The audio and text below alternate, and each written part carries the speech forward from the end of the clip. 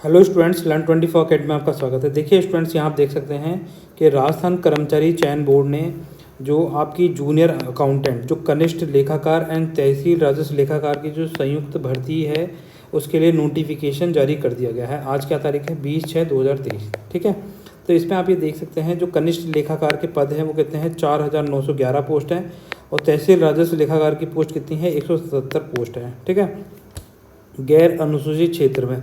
और अनुसूचित क्षेत्र पे कितनी है? 279 एंड 28। तो कुल मिला के कितने पद हो गए? 5,190 और 198। ठीक है, ये थोड़ा सा ध्यान रख सकते हैं। इसके अलावा देखो यहाँ पे एक इम्पॉर्टेंट बात करी गई है कि जो समान पात्रता परीक्षा सीईटी में, जो ग्रेजुएशन लेवल का सीईटी है 2022 में हुआ था, तो उसमें जो अभ्यर्थी कनिष्ठ लेखाकार एवं तहसील राजस्व लेखाकार के पदों की योग्यता रखते हैं, ठीक है, उनके लिए ऑनलाइन आवेदन भर सकते हैं। पर इस आवेदन भरने वाले अभ्यर्थियों में से समान पात्रता परीक्षा जो सीईटी में उनका अर्जित स्कोर है, जो इन्होंने स्कोर अर्जित किया है, उसके अनुसार विज्ञप्तित पदों के 15 गुना संबंधित वर्गवार में न्यूनतम कट ऑफ मार्क्स प्राप्त करने वाले अभ्यर्थी कनिष्ठ लेखाकार एवं तहसील राजस्व लेखाकार की पद की परीक्षा में शामिल होने के लिए पात्र होंगे। तो सभी बच्चे नहीं हैं, सिर्फ 15% वो बच्चे जिन्होंने सीईटी के एग्ज़ाम में जो एग्ज़ाम हुआ है उसमें जो स्कोर आया है उनका जो 15% पोस्ट। अब देखो, पोस्ट आपके सामने है, आपको ये पता है कि 15% कितने लिए जाएंगे। आपके जो वर्गवार है, जैसे ये क्लासिफिकेशन भी दे रखा है, यहाँ आप देख सकते हैं। जैसे कि मान लीजिए सामान्य श्रेणी में कितने, जनरल में 12, मतलब 1,242 पोस्ट हैं, तो इसके कितने 15% इंटू का 15% अप्लाई कर सकते हैं। पर अब 15% कौन है, बच्चों को कैसे पता चलेगा? ये इन्होंने अभी दिया नहीं है। तो ये इनकी सबसे बड़ी कमी यही है कि आप जब सीईटी का रिजल्ट निकाल रहे हैं तो आप उसी के साथ डिसाइड कर दीजिए कौन आगे एग्ज़ाम देने के लिए एलिजिबल है और कौन नहीं है। क्योंकि जब तक स्कोर कार्ड लाएंगे तो बच्चे असमंजस में हैं कि कौन तैयारी करें कौन नहीं करें, बस असमंजस में रह जाते हैं बच्चे। ठीक है, तो इस हिसाब से क्या होगा, जो जितनी भी श्रेणियाँ हैं, जैसे महिलाओं के 15%, विधवा के 15%, परित्यक्ता के 15%, सामान्य में 15%, सामान्य महिला में 15%, तो इन सब के क्या है 15% ही लिए जाएंगे। ये थोड़ा सा ध्यान रखें। जितने भी आपको ये दे रखें पोस्ट, तो इन सब में क्या होगा 15% मल्टीप्लाई करने हैं, उस हिसाब से पोस्टों का वर्गीकरण दे रखा है। अब ये तहसील राजस्व लेखाकार में कितनी है? टोटल 170 पोस्ट है। पर सामान्य की, जनरल की, बॉयज़ की कितनी है? 43 हैं, महिलाओं की 13 हैं, विधवा की 4 हैं, परित्यक्ता की 1 है। ठीक है, ऐसे ही अनुसूचित जाति में 19, 6, 2 और परित्यक्ता की कोई नहीं है। परित्यक्ता का मतलब क्या होता है? जिसको छोड़ दिया जाता है, मतलब जैसे मान लीजिए अलग अलग रहने लग गए। ठीक है, पर विधवा में क्या होता है? पति की मृत्यु हो जाती है। तो इस तरीके से थोड़ा ध्यान रख लेते हैं यहाँ पे। आ जाइए आगे चलते हैं। अब ये अनुसूचित क्षेत्र, ठीक है, अनुसूचित क्षेत्र में कितनी पोस्ट हैं? 28 पोस्टें हैं। इस तरीके से ये क्लासिफिकेशन दे रखा है, यहाँ भी देख सकते हैं। इसके अलावा ठीक है, यहाँ नीचे जब आएंगे तो देखो इंपॉर्टेंट चीज़ें बता रहा हूँ, बाकी तो आप सबको पता ही है कि क्या चीज़ें पढ़नी है क्या नहीं, इसमें देखना है। ठीक है, तो यहाँ पे देखिए, नीचे चलते हैं। पहले पात्रता, शैक्षणिक योग्यता। अब देखो 15% में भी जो उनकी शैक्षणिक योग्यता है वो इम्पॉर्टेंट है। ठीक है, तो इसमें क्या है, जो भारतीय केंद्र राजस्व विधानमंडल के किसी अधिनियम द्वारा निगमित विश्वविद्यालयों में से किसी की, या संसद के अधिनियम द्वारा स्थापित, या विश्वविद्यालय अनुदान आयोग है ना, अधिनियम 1956 की धारा 3 के अधीन विश्वविद्यालय के रूप में समझी जाने के लिए घोषित अन्य शैक्षणिक संस्थाओं की कोई डिग्री, ठीक है, कोई भी डिग्री जो ग्रेजुएशन की डिग्री होती है वो चाहिए। ठीक है, होनी चाहिए। सरकार द्वारा आयोग के परामर्श से मान्यता प्राप्त कोई समतुल्य आहरित किया हुआ होना चाहिए। तो मतलब सिंपल सी बात है, ग्रेजुएशन की डिग्री होनी चाहिए। ठीक है, ग्रेजुएशन की डिग्री हो आपके पास में तो आप इसके लिए एलिजिबल हैं। इसके अलावा जो ये अलग अलग इंस्टीट्यूट के नाम दे रखे हैं, तो यहाँ से जैसे कोलकाता, नई दिल्ली है ना, भारतीय चार्टर्ड अकाउंटेंट का नई दिल्ली, ठीक है, इलेक्ट्रॉनिक्स विभाग भारत सरकार के नियंत्रणाधीन। तो मतलब ग्रेजुएशन की डिग्री है आपके किसी भी फील्ड की, तो वो यहाँ पर एलिजिबल है। ये वाली चीज़ें थोड़ा सा ध्यान रखना है। ठीक है, ऐसा कोई नहीं है कि वो एक स्पेशलाइज्ड मांगे गए हैं इसमें। इसके अलावा सेकंड पॉइंट है कि आपको देवनागरी हिंदी में, देवनागरी लिपि में हिंदी में कार्य करने का ज्ञान एवं राजस्थान की संस्कृति का ज्ञान होना चाहिए। ये थोड़ा सा ध्यान रख सकते हैं। अन्य योग्यताएं जैसे स्वास्थ्य, उसका स्वास्थ्य सही होना चाहिए, चरित्र सही होना चाहिए। ठीक है, तो ये चीज़ें हैं, ये देखी जाती हैं सरकारी जॉब में। आपको अपॉइंटमेंट देने से पहले इन चीज़ों का परीक्षण किया जाता है। राष्ट्रीयता, नेशनलिटी की बात करता है यहाँ पर, तो आपको पता ही है कि भारत का नागरिक होना चाहिए, नेपाल का प्रजाजन हो, ठीक है, या भूटान का प्रजाजन हो तो वो भी यहाँ पर अप्लाई कर सकता है, ये थोड़ा सा ध्यान रख सकते हैं, ठीक है। आयु वर्ग 21 वर्ष से लेकर 40 वर्ष तक की आयु प्राप्त कर ली गई हो तो वो यहाँ तक दे सकते हैं, है ना, मतलब 40 वर्ष से पहले कर ली गई है, 40 वर्ष के बाद वाला तो नहीं दे पाएगा, पर वो भी दे सकता है। कौन दे सकता है? जिसने क्या करा हो।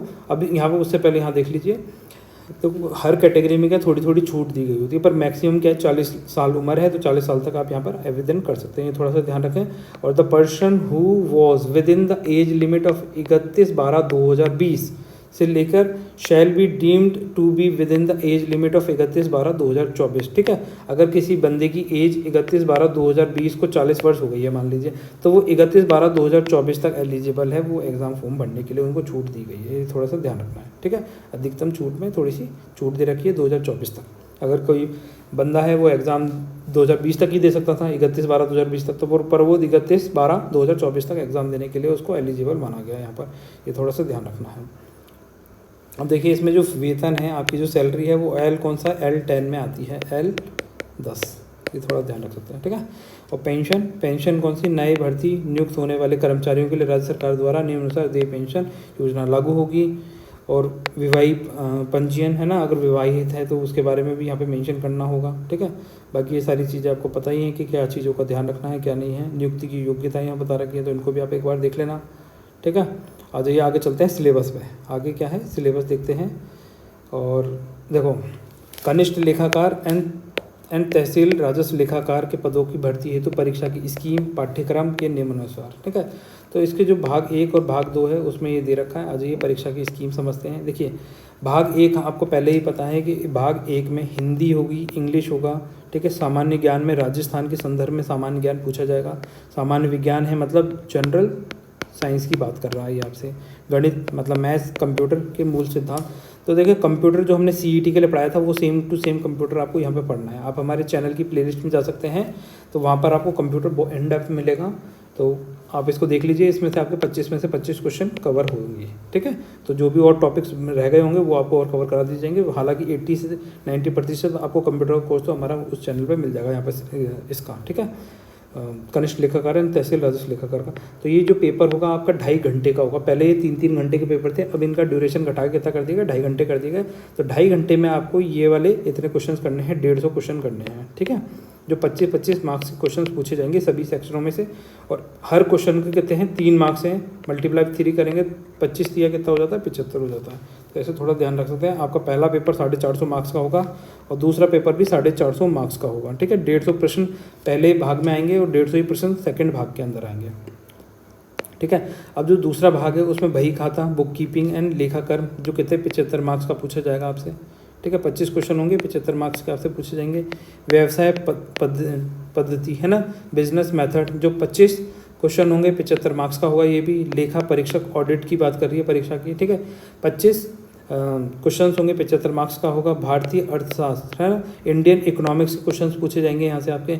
और ये जो दो सेक्शन है, सेक्शन 5 और सेक्शन 6, यहाँ पे आप क्या है 25 में से 25 नंबर ला सकते हैं अगर आप इसको बहुत अच्छे से तैयार करते हैं तो, है ना। ये 25 में से 25 मार्क्स लाए जाते हैं इसमें आराम से।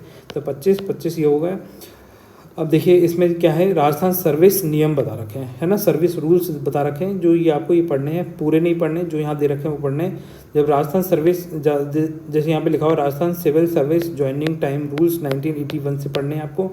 इसमें अध्याय 2 पढ़ना है, खंड 1 का, ठीक है, सर्विस नियम 1 का खंड का, चैप्टर 2, चैप्टर 3, चैप्टर 10, 11, 13, 14, 15 एंड 17, इतने चैप्टर पढ़ने हैं। और ये है सामान्य वित्त एवं लेखा नियम, ठीक है, general finance and accounting rules, GF&AR, ठीक है।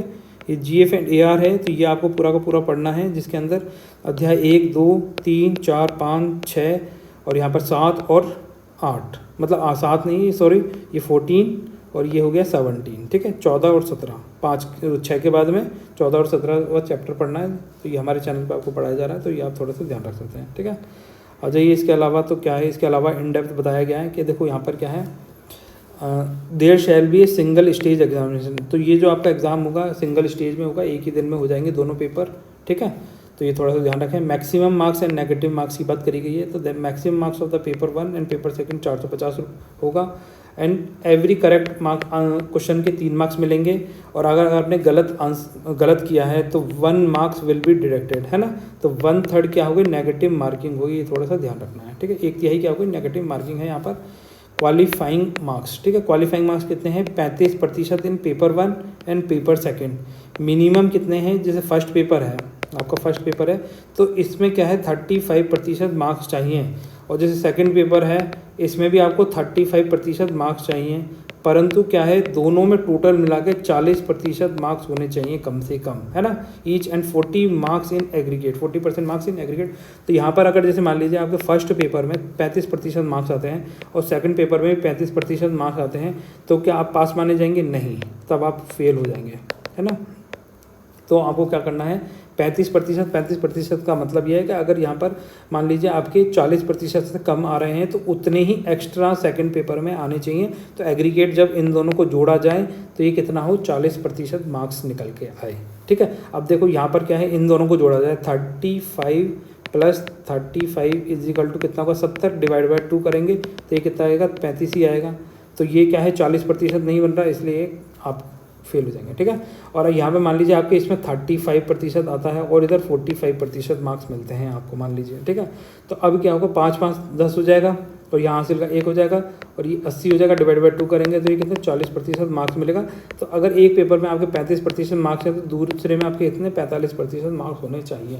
जितने पहले पेपर में कम है उतने ही ज़्यादा सेकंड पेपर में होने चाहिए, या सेकंड पेपर में जितने ही कम है उतने ही ज़्यादा फर्स्ट पेपर में होने चाहिए। टोटल मिला के 40% से ऊपर मार्क्स होने चाहिए आपके, तभी आपको पास माना जाएगा, ठीक है। ये थोड़ा सा ध्यान रखना।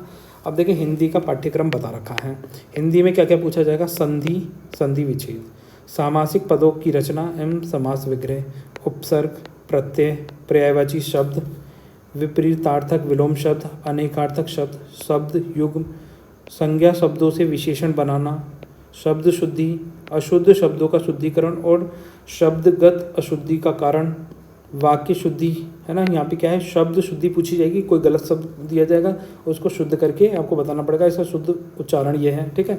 वाक्य शुद्धि बतानी पड़ेगी, कोई वाक्य गलत है, जैसे मान लीजिए मैं खाना भेजता हूँ, तो खाना भेजता नहीं होता, खाना खाता होता है, ठीक है। तो आपने कहीं भेजा नहीं है, आपने खाया है, ठीक है। इस तरीके से गलतियाँ होती हैं। जैसे सीता खाना खाता है, तो सीता क्या है, खाना खाती है ना, स्त्रीलिंग के साथ खाती आएगा, ना खाता आता है। इस तरीके से वाक्य शुद्धि पूछी जा सकती है। वाच्य, कृतवाच्य, क्रमवाच्य, भाववाच्य, है ना। तो ये वाच्य आपसे पूछे जाएंगे, कौन सा कृतवाच्य है, कौन सा कर्म प्रधान कर्म दिख रहा है, किसमें भाव दिख रहा है, ठीक है। तो ये वाली चीज़ पूछी जाएगी। क्रिया, सकर्मक क्रिया और अकर्मक क्रिया, है ना। सकर्मक कौन सी होती है, जिसमें कर्म सहित होती है, और अकर्मक कौन सी होती है, जिसमें कर्म नहीं होता है, ठीक है। वाक्य के लिए एक सार्थक शब्द, एक पूरा स्टेटमेंट दे दिया जाएगा आपको और पूछा जाएगा इस स्टेटमेंट को एक वर्ड में क्या बोला जाएगा। मुहावरे और लोकोक्तियाँ पूछी जा सकती हैं आपसे, ठीक है। अंग्रेजी के परिभाषित तकनीकी शब्दों के समानार्थक हिंदी शब्द पूछे जाएंगे। सरल, संयुक्त और मिश्र हिंदी वाक्यों का अंग्रेजी में रूपांतरण, अंग्रेजी वाक्यों का हिंदी में रूपांतरण, ठीक है।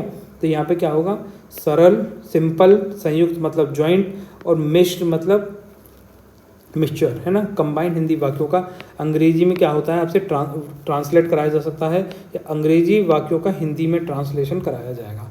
मतलब जैसे मान लीजिए हिंदी का वाक्य लिख रहा है मुहावरे एंड लोकोक्ति, तो इंग्लिश में ट्रांसलेट करके बताइए इसको इंग्लिश में क्या लिखेंगे, और इंग्लिश में जैसे ये सेंटेंस लिखा हुआ है narration and direct and direct, तो इसको हिंदी में क्या लिखेंगे, इस तरीके से पूछा जा सकता है आपसे, ठीक है। अब इंग्लिश का सेक्शन देखते हैं, इंग्लिश में क्या क्या है आपके सिलेबस में। देखो टेंस है ना, सीक्वेंस ऑफ टेंस है।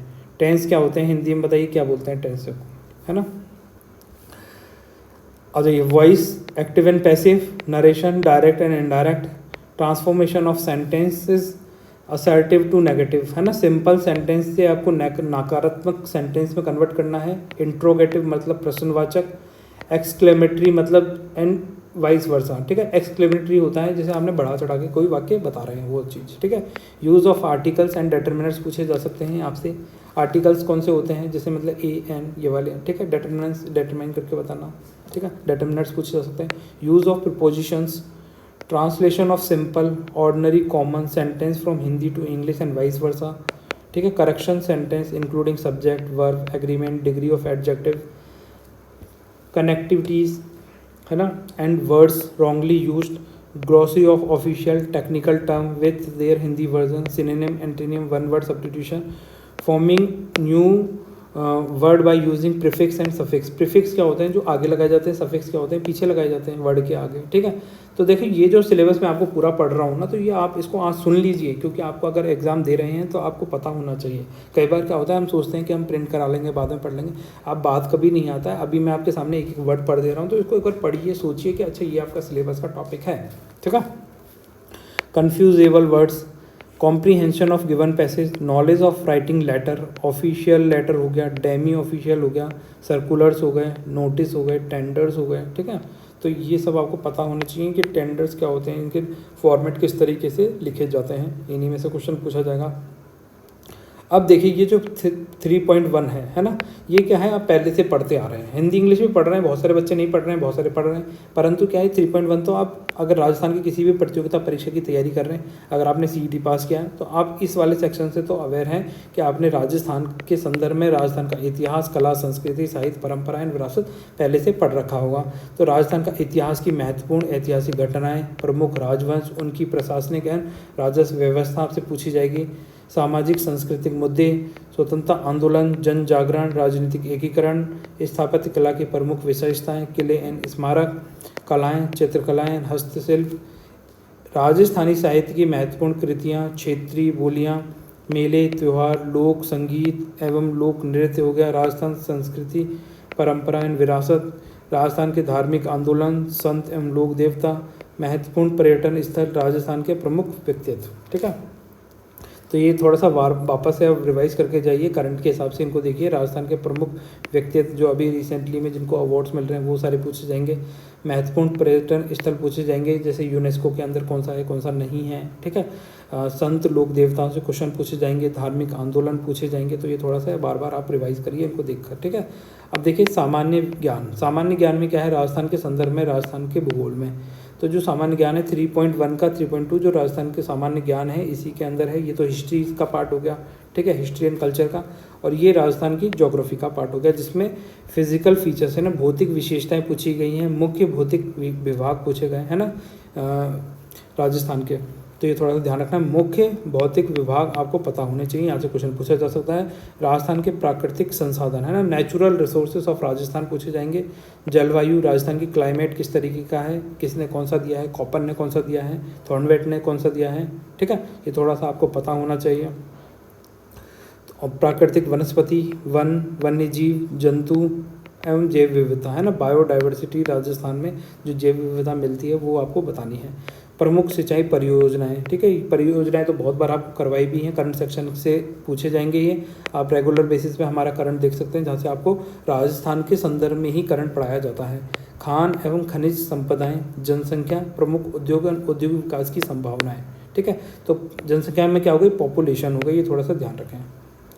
और ये अब 3.3 है, इसके अंदर सामान्य ज्ञान में ही, राजस्थान के संदर्भ में ही, राजस्थान की राजनीतिक एंड प्रशासनिक व्यवस्था है ना, मतलब ये हो गया राजस्थान की पॉलिटी एंड एडमिनिस्ट्रेशन, जिसमें राज्यपाल, मुख्यमंत्री, राज्य विधानसभा, उच्च न्यायालय, राजस्थान लोक सेवा आयोग के अध्यक्ष, उपाध्यक्ष ये पूछे जाते हैं, ठीक है। कब इसका गठन हुआ, ये सारी चीज़ें पूछी जाती हैं जो आपने CET में भी पढ़ी थी, ठीक है। जिला प्रशासन, राजस्थान मानवाधिकार आयोग, लोकायुक्त, राज्य निर्वाचन आयोग, राज्य सूचना आयोग, लोक नीति है ना, पब्लिक पॉलिसीज, विधिक अधिकार एवं नागरिक अधिकार पत्र।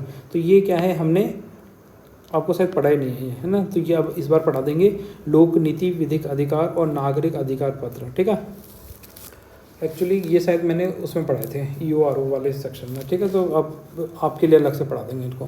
3.4 सामान्य ज्ञान, राजस्थान के संदर्भ में राजस्थान की अर्थव्यवस्था, अर्थव्यवस्था का वृहद परिदृश्य, कृषि, उद्योग व सेवा क्षेत्र के मुद्दे, प्रमुख मुद्दे, संवृत्ति, विकास एवं आयोजना मतलब प्लानिंग है ना, विकास डेवलपमेंट की भी जो योजनाएं करी जाती हैं वो 3.4 के अंदर। इसमें क्या पढ़ रहे हैं, राजस्थान की अर्थव्यवस्था आपसे पूछी जाएगी, मतलब राजस्थान की क्या होगी, इकोनॉमिक्स, ठीक है। ये थोड़ा सा ध्यान रखें। राजस्थान की इकोनॉमिक्स से क्वेश्चन पूछे जाएंगे, जिसमें अर्थव्यवस्था, राजस्थान का वृहद परिदृश्य हो गया, कृषि हो गई, एग्रीकल्चर, इंडस्ट्री, सेवा, सर्विसेज हो गई, सर्विसेज के प्रमुख मुद्दे। तो इसमें ये पूछा जा सकता है आपसे, एग्रीकल्चर में राजस्थान में कितना योगदान है, इंडस्ट्रीज़ का कितना योगदान है, सर्विस सेक्टर का कितना योगदान है। तो ये हालांकि है तो बहुत बड़े बड़े चैप्टर पर, अगर आप इनको मतलब एनालिसिस करके पढ़ेंगे किस तरह के क्वेश्चन पूछे जाते हैं, तो ये आप ज़्यादा से ज़्यादा 1 घंटे में कवर कर लेंगे। ठीक है, समृद्धि विकास एवं योजना। चलो ये जो मेजर टॉपिक्स हैं जहाँ से आप देखो, आप क्या कर सकते हैं, आप कमेंट सेक्शन में हमें लिख के बता सकते हैं कि आप किस टॉपिक पे वीडियो चाहते हैं, तो उस टॉपिक पे आपको डिटेल वीडियो बना दिया जाएगा जहाँ से क्वेश्चन आपका एक भी बाहर नहीं जाएगा। ठीक है, अब देखिए स्टूडेंट 3.5 सामान्य ज्ञान। इसमें क्या पूछा जाएगा, राजस्थान के संदर्भ में समसामयिक घटनाएं।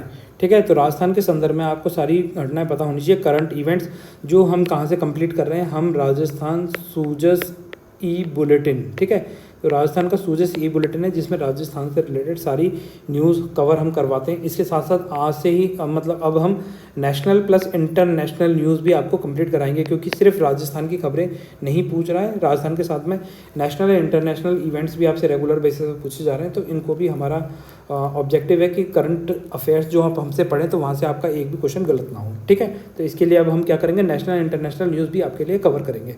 अब देखो, वर्तमान में चर्चित व्यक्ति एवं स्थान, खेल एवं खेल को संबंधित गतिविधियाँ। ठीक है, तो यहाँ पर 3 चीज़ें आपसे करंट इवेंट्स में पूछी जा रही हैं, तो यहाँ इनको थोड़ा सा ध्यान रखना है। देखो, एक तो क्या होता है चर्चित व्यक्ति एवं स्थान, कौन से, राजस्थान, नेशनल एंड इंटरनेशनल जो भी इंपॉर्टेंट पर्सनैलिटीज़ हैं वहाँ से क्वेश्चन पूछे जा सकते हैं। खेल एवं खेल को संबंधी गतिविधियाँ आपसे पूछी जा सकती हैं, तो ये हम कवर करते चलेंगे। ठीक है, इसके अलावा देखिए पॉइंट नंबर 4 दैनिक विज्ञान, एवरीडे साइंस। अब देखो एवरीडे साइंस है तो ये एवरीडे साइंस के टॉपिक्स हैं, जैसे फिजिकल एंड केमिकल रिएक्शंस हो गई, oxidation reduction reactions, colloidal solutions, cognitive properties हो गई, metal non metal, hydrocarbon, chlorofluorocarbon, compressed natural gas, CNG, shop, detergents, pesticides. तो ये सारे एक एक पॉइंट पढ़ने हैं। ठीक है, ऐसा नहीं है कि आप इनको छोड़ के जा सकते हैं। ये 25 क्वेश्चंस पूछे जाएंगे, 75 मार्क्स कवर कराता है ये आपका। ठीक है, तो ऐसा ये क्या है, हर एक चीज़ को डिटेल में आपको पढ़ना ही पड़ेगा। Electric current, electric cell, electric generator, electric connections, arrangement in houses, working of household electrical appliances, reflection of light and its laws, examples of reflections, types of lenses, defects of vision, their corrections। ठीक है, तो देखिए मोतियाबिंद होता है, colour brightness होता है, तो इस तरह के क्वेश्चन इसमें पूछे जाते हैं, तो वो आपको बताना है। और करेक्टनेस में मान लीजिए आप इसमें बायफोकल लेंथ का इस्तेमाल करेंगे, लेंस का कौन से लेंस का इस्तेमाल करते हैं, तो वो पूछा जाएगा, है ना। तो ये बहुत डेप्थ में जाके चीज़ें पढ़नी है, तब जाके आप इनके आंसर कर पाएंगे। Use of space science. ठीक है, स्पेस साइंस एक बहुत बड़ा टॉपिक हो जाता है, पर इसके अंदर भी जैसे मान लीजिए इसकी बिगिनिंग इंडिया में कब हुई थी। ठीक है, अभी रिसेंटली में हम कौन सा मिशन लॉन्च कर रहे हैं, इतने टॉपिक्स आपको पता होने चाहिए। ठीक है, रिमोट सेंसिंग हो गया। रिमोट सेंसिंग क्या होता है, जैसे मान लीजिए आप घर बैठे बैठे कहीं की भी कोई भी इन्फॉर्मेशन ले पा रहे हैं, तो वो रिमोट सेंसिंग के द्वारा हो रही है। जो अंतरिक्ष के अंदर जो सैटेलाइट्स लगाई जा रही हैं वो रिमोट सेंसिंग का काम कर रही हैं। ठीक है, तो ये आपको पढ़ना है इसके बारे में। Technique and it's uses, information technology. अब देखिए एनवायरनमेंट एक इंपॉर्टेंट टॉपिक होता है, ये काफ़ी डेप्थ में दे रखा है, पर आपको पढ़ना है कि जिसमें बायोटिक एबायोटिक कंपोनेंट्स पढ़ने हैं, जिसमें एटमॉस्फेयर, लिथोस्फेयर, हाइड्रोस्फेयर। एटमॉस्फेयर क्या होता है, जैसे मान लीजिए आप देखो ये जो एटमॉस्फेयर वाला टॉपिक है ना, ये हो गया एटमॉस्फेयर, ये हो गया लिथोस्फेयर और ये हो गया हाइड्रोस्फेयर। तो ये क्या कंबाइंडली सारे एक दूसरे से इंटर रिलेटेड होते हैं। एटमॉस्फेयर क्या होता है, जैसे मान लीजिए ये हमारी ज़मीन हो गई और इसके ऊपर का जो भाग हो गया, जो इसमें हवा होती है, ठीक है, मॉइस्चर होता है, तो वो एटमॉस्फेयर के अंदर होती है। लिथोस्फेयर कौन सी हो गई, जो हमारी ज़मीन हो गई उसको लिथोस्फेयर बोलते हैं। और लिथोस्फेयर और एटमॉस्फेयर के बीच का भाग हो गया ये हाइड्रोस्फेयर हो गया, जिसमें पानी होता है। ठीक है, ये थोड़ा सा ध्यान रख सकते हैं। तो ये आपको चीज़ें पता होनी चाहिए, इन चीज़ों को डेप्थ में पढ़ना है। ठीक है, ecosystem, structure, food chain, food web. यहाँ से फूड चेन और फूड वेब से तो एक क्वेश्चन मतलब 100% पूछा जाएगा, और इन तीनों टॉपिक में से एक क्वेश्चन आपको देखने को मिलेगा, प्लस बायोटिक एबायोटिक में से भी एक क्वेश्चन आपको 100% मिलेगा। तो ये 3 टॉपिक तो आपके लिए बहुत ज़्यादा इंपॉर्टेंट है। प्लस नाइट्रोजन साइकिल है ना, नाइट्रोजन साइकिल बहुत इंपॉर्टेंट है, यहाँ से बार बार क्वेश्चन पूछा जाता है। ठीक है, तो नाइट्रोजन को नाइट्रेट में कौन कन्वर्ट करता है। ठीक है, तो इस तरीके से क्वेश्चन पूछे जाते हैं, ये थोड़ा सा ध्यान रखना। General information about biotechnology, bio patents है ना, manure, bio manure, vermi compost होता है खाद जो केंचुओं के द्वारा बनाया जाता है। ठीक है, crop rotation, plant disease control, cereals, pulses, vegetables, fruits, mechanical plants, apiculture, sericulture. बताइए सेरीकल्चर क्या होता है? सिल्क पालन, इन दोनों में से कौन सा होगा, सेरी या एपी? बताइए। ठीक है, एपी कौन सा होता है बताओ? एपीकल्चर होता है जिसमें अपन ग्रेप्स की फ्रूटिंग करते हैं, उन्हें जैसे अंगूर पालन, अंगूर की खेती करते हैं, वो एपीकल्चर है। सेरीकल्चर सिल्क का हो गया, है ना। Pearl culture, fisheries, poultry, dairy, blood groups. ठीक है, ब्लड ग्रुप्स हैं, आपसे क्वेश्चन पूछा जाएगा। Blood transfusion, RH factors, pollution, human health, pathogens, human health, intoxicant, human health, है ना। Malnutrition and human health. तो यहाँ से आपको क्वेश्चन पूछे जाएंगे। ह्यूमन हेल्थ के काफ़ी टॉपिक्स दे रखे हैं। इसके अलावा यहाँ से immunity, vaccination, types of disease, hereditary disease, है ना, वंशागुणत जो भी बीमारियाँ होती हैं वो इसके अंदर आ जाएंगी। जिसमें कौन कौन सी हो गई? Haemophilia, colour blindness, thalassaemia, national health programmes, stem cell क्या होती हैं बताइए। जो आप सबसे बड़ी स्टेम सेल कौन सी होती है हमारे शरीर में? इसका आंसर कमेंट सेक्शन में लिखें। Cloning, test tube babies, artificial insemination. ठीक है। गणित, अब देखिए मैथ्स में देखिए आप छोटा सा पॉइंट में दे रखा है, पर इसमें भी काफ़ी पढ़ना पड़ता है। जैसे नेचुरल नंबर्स हो गए, रैशनल नंबर्स हो गए, देयर डेसिमल एक्सपेंशंस हो गए, ऑपरेशंस ऑन रियल नंबर्स हो गए, law of exponential for real numbers हो गए, ratio, proportions, percentage, profit and loss, simple and compound interest, time and distance, time and speed, work and time, collection of data, presentation of data, graphical representation of data, measures of central tendency, mean, median, mode, है ना। Ungrouped grouped data हो गया, computer के मूल सिद्धांत, ये हमारे द्वारा आपको CET के नाम से मिल जाएगा। ठीक है, राजस्थान CET के नाम से ये सारा कोर्स मिल जाएगा। देखो हमने क्या क्या पढ़ाया अभी बताता हूँ। इंट्रोडक्शन ऑफ कंप्यूटर बहुत डिटेल में पढ़ाया, तो इसको वहाँ से देख लीजिए, ये आपका कंप्लीट हो जाएगा। ठीक है, विंडोज़ भी हमने पढ़ाया है, इनपुट आउटपुट भी पढ़ाया है। ठीक है, ये सारे टॉपिक्स आपको वहाँ से मिल जाएंगे। यहाँ तक मेमोरी भी मिल जाएगा आपको। मेमोरीज के साथ में पोर्ट्स पढ़ाएँ, पर बहुत ज़्यादा डेप्थ में जाके नहीं पढ़ाएँ, तो पोर्ट्स अलग से पढ़ा देंगे। ठीक है, विंडो एक्सप्लोरर अलग डेप्थ में नहीं पढ़ाया, तो ये अलग से पढ़ाऊँगा मैं। ये वाला टॉपिक हो गया, ये वाला पोर्ट्स हो गया, और विंडो एक्सप्लोरर हो गया। मेन्यू, ठीक है, मेन्यू हमने पढ़ाया है, managing files, folders, setup, accessories, formatting, creating and DVD। तो ये वाले टॉपिक है ना, बहुत डेप्थ में पढ़ाया, पर मेन्यू बार क्या होती है ये आपको पढ़ाया था, तो वो आप देखते ही समझ जाएंगे कि मेन्यू बार ये होती है। ठीक है, मेन्यू मतलब जैसे मान लीजिए आप जब होटल में जाते हैं खाना मांगते हैं, तो उस पर लिस्ट आती है। इसी तरीके से जब कंप्यूटर खोलेंगे तो एक बार आएगी जिसमें पूरी लिस्ट आएगी, आप क्या काम करना चाहते हैं कंप्यूटर में। ठीक है, उसे मेन्यू बार बोला जाता है। ठीक है, ऐसे समझ लीजिए। अब ये वर्ड प्रोसेसिंग हमने पूरा डेप्थ में पढ़ाया, तो वहाँ से देख लीजिए। प्रेजेंटेशन, जिसमें menu bars, managing documents, presentation, text formatting, table manipulation, slide designs, animations, page layout and printing, ये सारे टॉपिक्स पढ़ाए हैं वर्ड प्रोसेसिंग में, वहाँ से देखिए। फिर स्प्रेडशीट भी हमने पढ़ाया हुआ है, जिसमें Excel, menu bar, entering data, basic formula and inbuilt function, cell and text formatting, navigating, chart, page setup, printing, spreadsheet, accounting, working with internet and emails. ठीक है, ये थोड़ा डेप्थ में पढ़ाना बाकी है, तो ये हम अलग से आपको पढ़ाएंगे। Web browsing and searching, downloading, uploading, managing and email accounts and banking, तो ये आप थोड़ा सा ध्यान रख सकते हैं। अब देखिए सेकंड जो पेपर है, ठीक है, तो सेकंड पेपर में क्या है, आपकी बुक कीपिंग एंड अकाउंटेंसी। तो मैं सारे टॉपिक्स बोलूँगा, जिससे क्या होगा आपको याद रहें। देखो जो बच्चे पास होना चाहते हैं पूरा वीडियो देखें, और जिनको बस ऐसे ही है कि वो पास हो जाएंगे तो वो स्किप भी करके जा सकते हैं। ठीक है, अकाउंटिंग में अकाउंटिंग के मीनिंग, उसका नेचर किस तरीके का होता है, functions and usefulness, types of accounting हो गया, अकाउंटिंग इक्वेशंस हो गई, जनरल एक्सेप्टेड अकाउंटिंग प्रिंसिपल हो गए, कंसेप्ट एंड कन्वेक्शंस हो गए। तो ये देखना है अकाउंटिंग प्रोसेस में general ledger, leading to preparation of trial balance, preparation of final accounts with adjustments, preparation of bank reconciliation statement, BRS बोला जाता है। ठीक है, इसको रेक्टिफिकेशन ऑफ एरर्स, जो भी एरर्स हुए हैं उनको किस तरीके से रेक्टिफाई किए जाएंगे, सही किए जाएंगे, तो ये उसमें देखा जाएगा। ठीक है, बुक कीपिंग एंड अकाउंटेंसी में अकाउंटिंग फॉर डेप्रीशिएशन, जैसे मान लीजिए एक मशीन खरीदी आपने 1 लाख रुपए की, ठीक है, और 5% की दर से इस पर हर साल डेप्रीशिएशन लग रहा है, 5 साल बाद क्या रेट निकल के आएगी, तो इस तरीके से कैलकुलेशन करनी पड़ती है। ठीक है, need, significance, method of providing depreciation, receipts and payments and accounts, incomes and expenditure accounts and balance sheets, single entry system, एक होती है डबल एंट्री सिस्टम, और ये है सिंगल एंट्री सिस्टम। वहाँ से पूछेगी preparation of accounts for incomplete records. अब देखिए पार्टनरशिप अकाउंट्स की बात कर रहा है, फंडामेंटल्स, जिसमें कैपिटल मतलब fixed and fluctuating, adjustment of change in profit sharing ratios, revolution of assets ना, असेट को रीवैल्यूएट करना, treatment of goodwill, reconstruction of firms, इसमें एडमिशन, रिटायरमेंट, डेथ की बात कर रहा है, ठीक है। Partners including treatment of life policy, insurance claims, है ना। तो यहाँ से क्वेश्चन पूछे जाएंगे, इनको थोड़ा सा ध्यान रखना है। बिजनेस मैथड्स, बिजनेस मैथड आपको पूरे अच्छे से पढ़ना है, जिसमें इसमें introduction, scope, objectives, business ethics, social responsibilities of business, forms of business organisation, sole proprietorship होती है, पार्टनरशिप एंड कंपनी होती है, entrepreneurship, concept, importance, cause of law, development of entrepreneurship in India, है ना। नेगोशिएबल इंस्ट्रूमेंट एक्ट्स, जिसमें meanings and types, promissory notes, bills of exchange, cheques, sources of business finance की बात कर रहा है। Advertising, meaning, importance and methods की बात कर रहा है।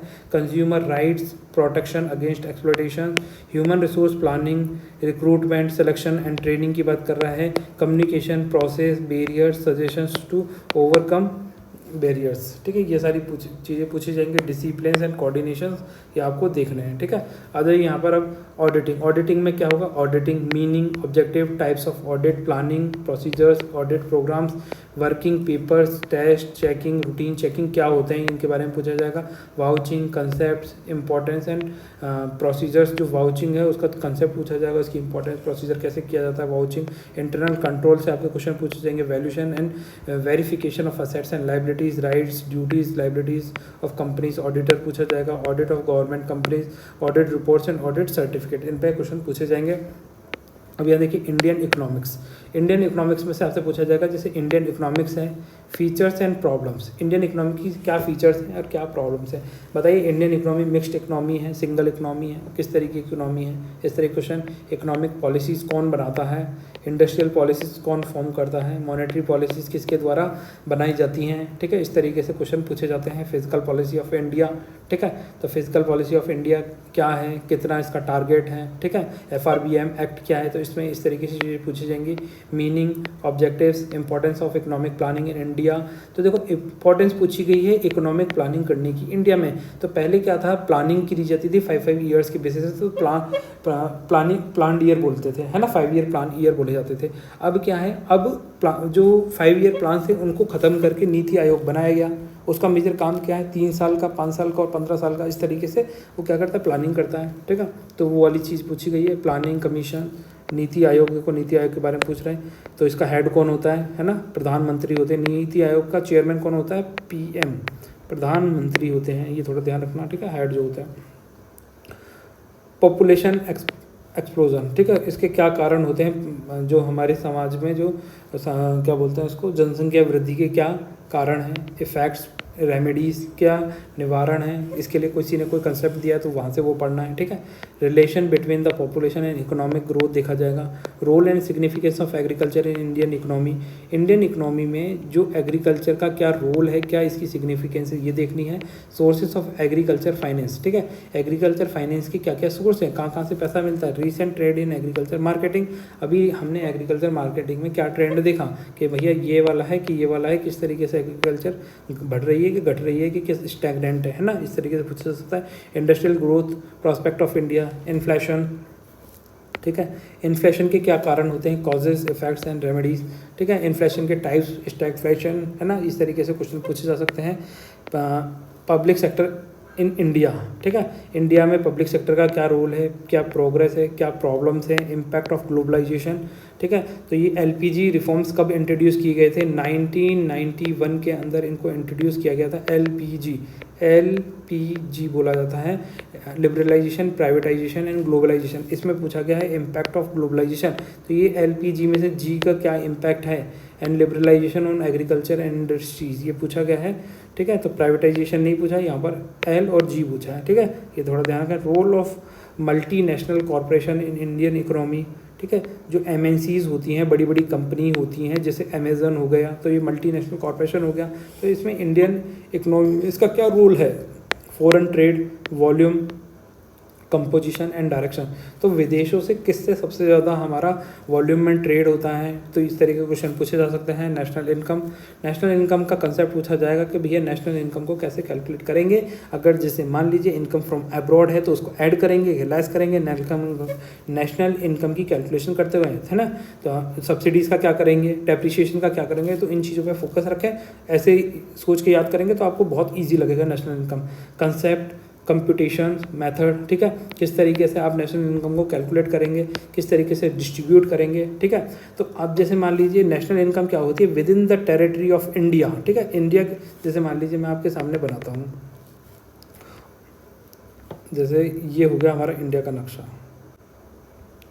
एक तो क्या है, पेन नहीं चल रहा,